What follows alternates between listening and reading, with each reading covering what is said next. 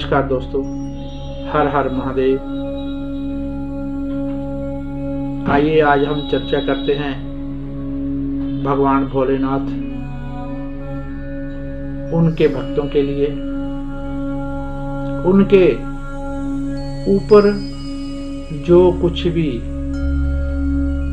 हम लोगों ने गलत थोप रखा है उसकी चर्चा करेंगे।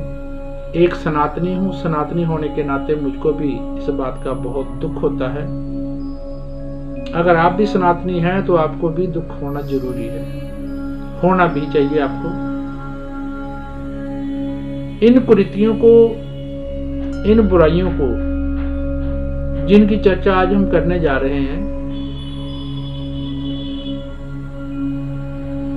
पहले तो आप इस बात की तरफ ध्यान दें कि भगवान भोलेनाथ के बारे में जो किंवदंतियां, जो मन गढ़ंत चित्रकार चित्र बना कर पेश कर रहे हैं, जो उनके नाम पर दिखावा, पखंड, ढोंग आदि किया जाता है, क्या वो जायज है? अगर आपकी निगाह में नाजायज है तो फिर आप मेरी बात से जरूर सहमत होंगे।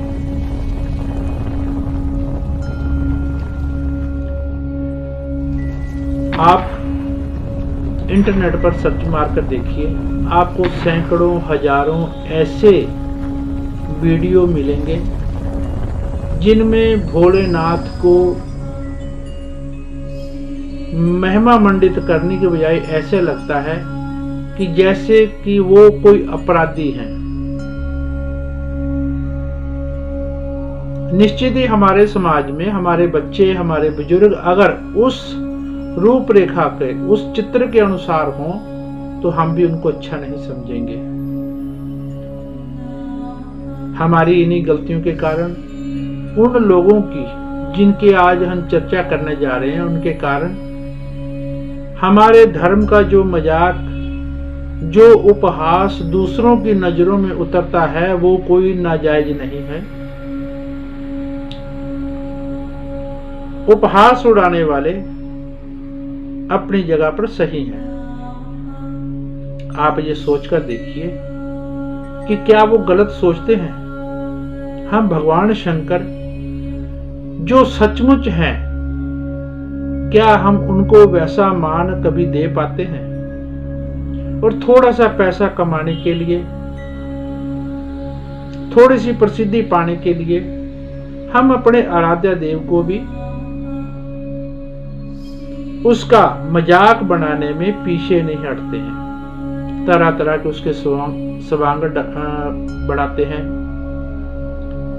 हमने अपने सबसे उच्चतम इष्ट देव को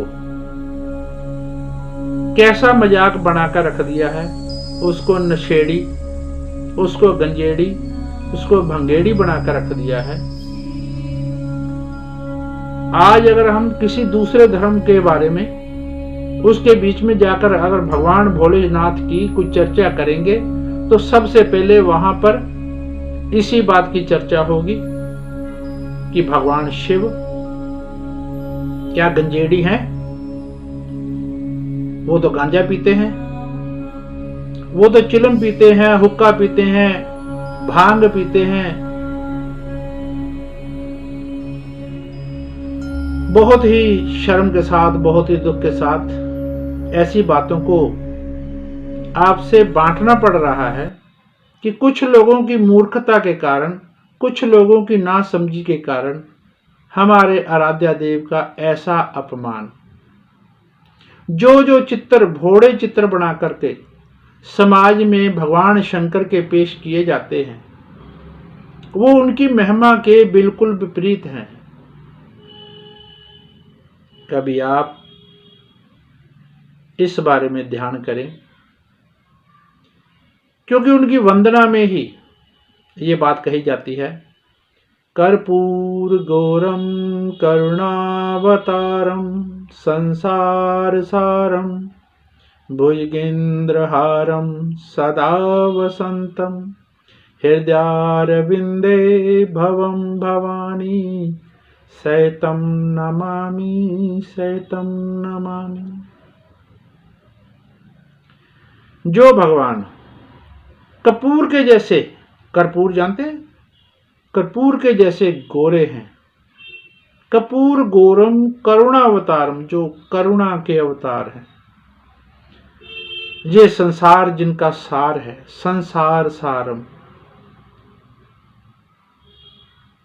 भुजगेंद्रहारम, उन्होंने अपने गले में भुजंगों की माला पहनी। तो क्यों पहनी? लोक कल्याण के लिए पहनी। सदा वसंतम, जो खिले हुए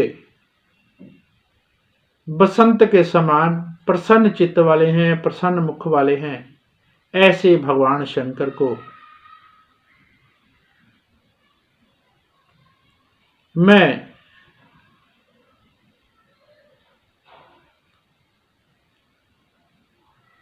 प्रणाम करता हूं।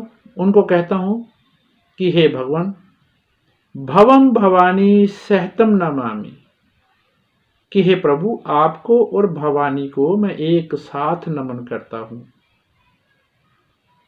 मगर चित्रों में बिल्कुल विपरीत दिखाया जाता है।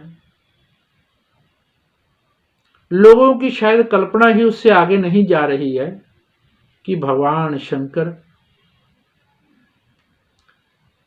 इतने गुणों के मालिक, आदि जोगी, जिनके बगैर संसार की कल्पना करना भी मुश्किल है। आप ये देखिए कि स्वामी तुलसीदास जी ने रामचरितमानस में श्री राम के द्वारा जो रुद्र अष्टकम स्तुति पेश की, जो वहां पे लिखी गई, आप उसको पढ़कर देखिए। उस स्तुति में भी भगवान शंकर के अनेक गुणों का वर्णन किया गया है। नमामि शमीशान निर्वाण रूपम, आपने सुनी होगी।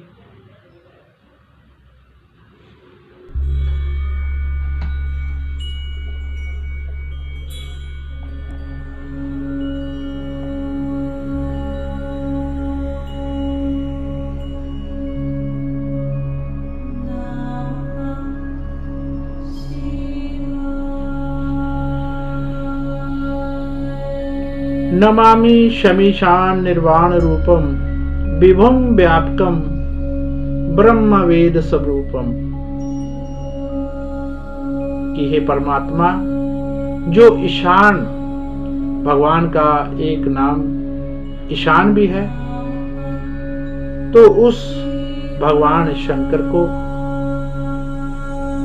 इस प्रकार से भगवान राम याद कर रहे हैं। नमामि शमीशान निर्वाण रूपम विभुम व्यापकम ब्रह्म वेद स्वरूपम।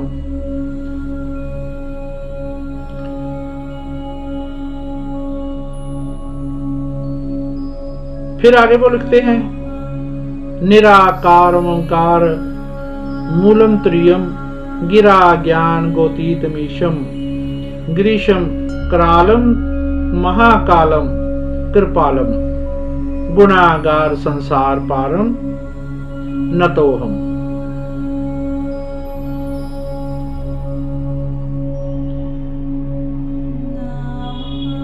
निराकार ओंकार,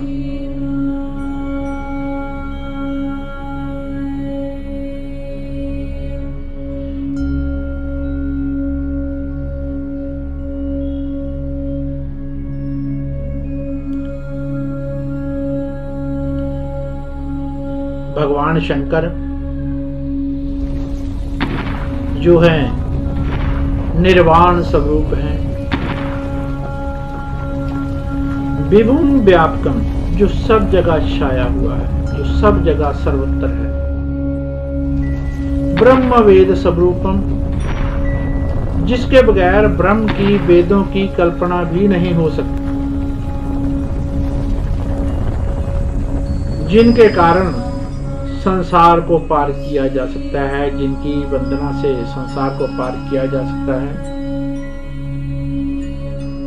ऐसे भगवान की महिमा करते हुए तुलसीदास जी कहते हैं कि भगवान शंकर विशाल नेत्र हैं, बहुत सुंदर नेत्र हैं, गौरम गंभीरम है, बहुत ही गंभीर है। मगर हम लोग उन भगवान शंकर को क्या दिखाते हैं? उनके हाथ में चिलम, तरह तरह के गंदे चित्र, और तो और हमने भाई साहब को, इन कलाकार को देखिए, ऐसे लोगों ने सिर्फ पैसा कमाने के लिए और थोड़ी सी प्रसिद्धि के लिए भगवान शंकर का मजाक बनाने में कोई कसर नहीं छोड़ी है। निश्चित इनके जैसे बहुत सारे लोग हैं जो कि इनको नहीं करना चाहिए, क्योंकि अगर इन लोगों की माने तो इन लोगों ने तो भगवान शंकर को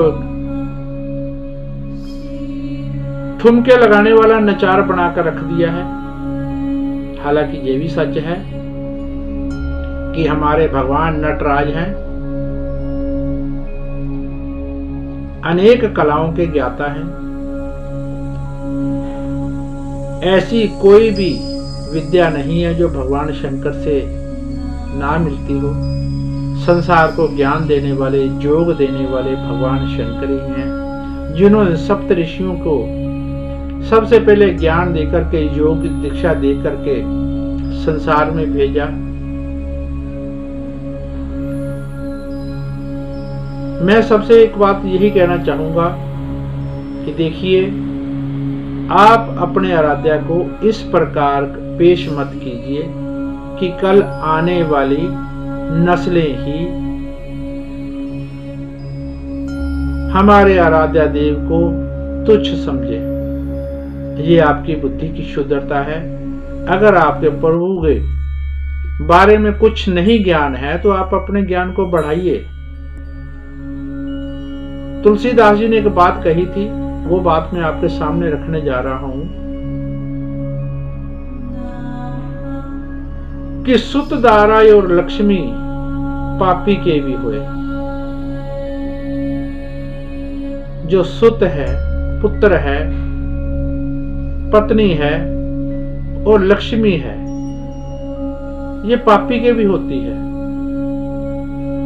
और आप उस परमात्मा को इस प्रकार से उपहास का कारण बना करके कौन सा महिमा मंडित हो जाओगे? पहले ही सनातन के ऊपर बहुत सारे प्रहार हुए हैं। सदियों से सनातन को बदनाम करने की जो साजिशें होती हैं, तो मैं ये कहूंगा कि इसमें आप भी योगदान दे रहे हैं। आपकी चुप्पी इस बात का सबूत है कि आप जो कुछ भी हो रहा है उसके साथ सहमत हैं। अगर नहीं सहमत हैं तो आप सबसे हाथ जोड़ करके विनती है कि जो लोग पैसे और प्रसिद्धि के लिए इस प्रकार के आडंबर रचते हैं, इस प्रकार के जो स्वरूप हमारे धर्म को तोड़ मरोड़ कर पेश करते हैं, आप उनका बायकॉट कीजिए। और उन लोगों को शर्म होनी चाहिए कि वो कर क्या रहे हैं। जो भगवान है, अगर आप उस ज्ञान को बढ़ा करके उसको आगे बढ़ाएंगे तो निश्चित ही आपको आने वाली नस्लें साधुवाद देंगी। वरना जिस रास्ते पर आप लोग चल रहे हो वह निश्चित ही घातक है। सनातन धर्म को खत्म करने के पीछे, बदनाम करने के पीछे अगर आप नहीं भी हो तो भी आपके इस कृत्य से आपको उन्हीं का संगी माना जाएगा। मेरा ख्याल है कि भगवान भोलेनाथ की जितनी महिमा गाई जाए उतनी कम है। जरूरत है हमें और हमारे समाज को, हमारे धर्म को, हमारे बच्चों को ये समझने की और समझाने की कि हम लोग क्या हैं, हमारे आराध्य देव क्या हैं। क्योंकि जो ढकोसला, जो पखंडवाद, जो आडंबर हमारे धर्म में है, उतना किसी धर्म में नहीं है। लेकिन फिर भी आप यकीन मानिए कि अगर ये बुराइयां दूर हो जाएं तो निश्चित ही सनातन धर्म सब संसार के ऊपर निश्चित ही छा जाएगा। अब देखिए, इन्हीं बुराइयों के कारण हमें बार बार साधुओं ने, संतों ने, हमारे गुरुओं ने बार बार रोका है। यहां तक कि भगवान श्री कृष्ण ने भी अर्जुन को एक बात कही कि हे अर्जुन, तुम मेरा अनुसरण करो, मेरा अनुकरण नहीं करो। मतलब हमें अपने आराध्य देवों की नकल नहीं करनी है। उनके कहे हुए रास्ते पर, उनके बताए हुए रास्ते पर, उनकी दी हुई शिक्षाओं के ऊपर चलना चाहिए। यही धर्म का सार है। वरना लोग तो आपको खाने के लिए तैयार बैठे हैं। आप अपने धर्म से गिरोगे, वो यही चाहते हैं। आपको मिटते देर नहीं लगेगी, उनको मिटाते हुए देर नहीं लगेगी। आपने समझना है, आपने बात को समझना है, अपने आप को संभालना है, अपने धर्म को संभालना है या नहीं संभालना है, ये सब आपके हाथ में है। और इसके साथ ही चलते चलते आप लोगों से एक बात और कहेंगे कि जो भी जगरातों में, धार्मिक प्रोग्रामों में आप लोग कलाकारों को बुलाते हैं, हो सके तो आप दोस्तों अपने धर्म के कलाकारों को बुलाइए। कम से कम उनके मन में अपने धर्म के प्रति सम्मान तो है। वरना जो दूसरा कलाकार बुलाया है, ये खान आ गया, वो खान आ गया, ये अली आ गया, वो अली आ गया, ये सिंह आ गया, वो सिंह आ गया, ये सब लोग सिर्फ पैसा कमाने आए हैं। उनको आपके धर्म से कोई मतलब नहीं है। वो आएंगे, आपकी पसंद के नाचने गाने वाले प्रोग्राम करेंगे और चले जाएंगे। उन्होंने आपका मनोरंजन कर दिया। और एक बात जरूर कहेंगे, ये धर्म है, मनोरंजन नहीं है। यहां पर तो अगर आपको अपना धर्म चलाना है, इस धर्म को आगे बढ़ाना है, हमारे पुरखों ने भी किया, आपको भी करना पड़ेगा, आपके बच्चों को भी करना पड़ेगा। ये तलवार की धार का रास्ता है। जो इसके ऊपर चलेगा वही जिएगा। वरना आप जानो क्या करना है। और इन्हीं शब्दों के साथ आप लोगों से विदा लेते हुए इस कामना के साथ जा रहा हूं अगली मुलाकात तक कि आप लोग जो हमारे समाज में हमारे आराध्य देवों को लेकर के पाखंडवाद, उनको बदनाम करने की चेष्टाएं, या पैसे के लालच के लिए, या प्रसिद्धि के लालच के लिए जो भी कृत्य होते हैं, आप उन सब के प्रति जागरूक होवोगे और दूसरों को भी जागरूक करोगे। बहुत मीठा चरित्र है। आप भगवान शंकर के बारे में जानकर देखो।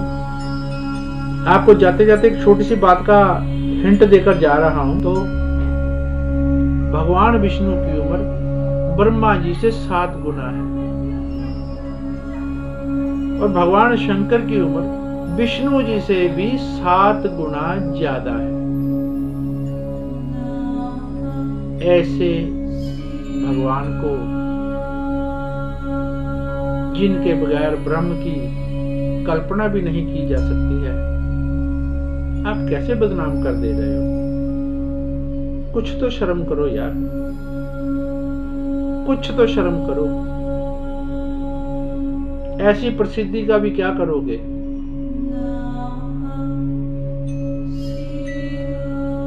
ऐसे पैसे का भी क्या करोगे जो अपने इष्ट देवों को लांछित करके मिलती हो? किसी और का तो पता नहीं, कम से कम मैं लानत जरूर भेजता हूं ऐसे लोगों पर। और इसके साथ ही सबके मंगल की कामना करते हुए, भगवान से सबकी सद्बुद्धि की कामना करते हुए विदा लेता हूं। हर हर महादेव। ये वीडियो बनाने का हमारा मकसद सिर्फ उन लोगों को ये समझाना है कि अपने धर्म में सुधार करना जरूरी है, अपनी आदतों में सुधार करना जरूरी है, अपनी समझ में सुधार करना जरूरी है। जो नशा तो करते हैं अपनी मौज मस्ती के लिए, मगर नाम भगवान का बदनाम करते हैं। नशा करने वालों को तो हम अपने समाज में, अपने परिवार में भी सहन नहीं करते हैं, तो फिर भला हम अपने भगवान के ऊपर लगे हुए लांछन को कैसे सहन करें? और उन भगवान को जिनके बगैर इस संसार की कल्पना तक करना मुश्किल है। भगवान के सत्य स्वरूप को जाने हुए, उनके कल्याणकारी स्वरूप को जाने हुए उनको बदनाम करना किसी भी प्रकार से उचित नहीं है। और ऐसे लोगों को हम कहना चाहेंगे कि अगर आपको नकल ही करनी है तो भगवान भोलेनाथ ने समाज कल्याण के लिए, जन कल्याण के लिए विष अपने अंदर रख लिया था और नीलकंठ हो गए थे। आप अभी किसी दिन थोड़ा सा नीलकंठ हो जाइए। अगर आप सचमुच सनातनी हैं, परिवार को आपकी तो महानता आलस के को बारे में त्यागिए, पता तो लग जाएगा धर्म ध्वज उठाइए कि हमारे और आराध्य अपने को आचार के खिलाफ एकजुट नशेड़ी, हो भंगेड़ी, जाइए। गंजेड़ी, चरसी हर हर महादेव। ऐसा क्यों दिखाया जाता है और हमें उसके ऊपर आपत्ति क्यों नहीं है? क्या हम हिंदू नहीं, सनातनी